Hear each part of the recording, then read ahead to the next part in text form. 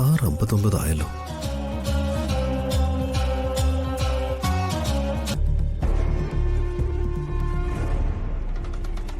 ഇവൻ ക്രിക്കറ്റിന്റെ കാര്യം പറഞ്ഞത് എന്തോ തട്ടിപ്പാ. ഇതിലെന്തോ ഒരു തരികിടയുണ്ട്.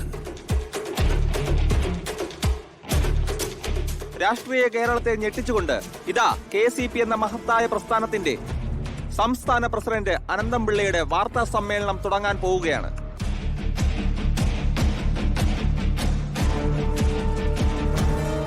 പുതിയ പൊതു തെരഞ്ഞെടുപ്പ് അടുത്തിരിക്കുന്ന ഈ സമയത്ത് തന്നെ ഇങ്ങനെ ഒരു സുപ്രധാന വാർത്ത ആരും തീർത്തും പ്രതീക്ഷിക്കാത്തതായിരിക്കും.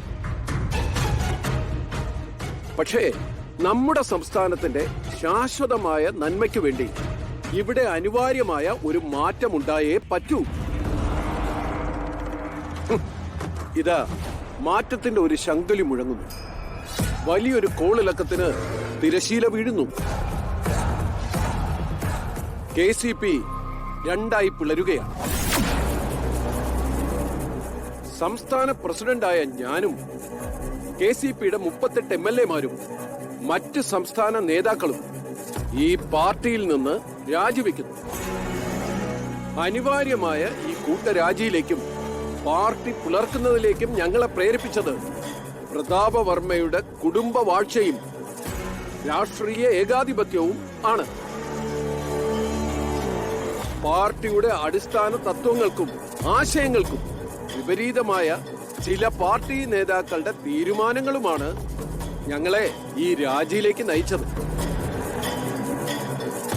പ്രതാപവർമ്മയുടെ കുടുംബവാഴ്ചയിൽ പ്രതിഷേധിച്ചാണ് ഈ കൂട്ടരാജി.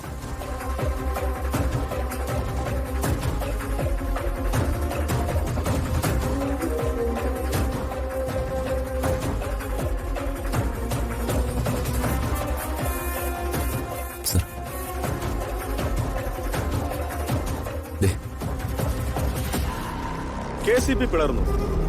പ്രതാപവർമ്മയുടെ കുടുംബവാഴ്ച. അനന്തംപിള്ളയും 38 MLA-മാരും അനവധി സംസ്ഥാന നേതാക്കളും പാർട്ടിയിൽ നിന്ന് രാജിവെച്ചു.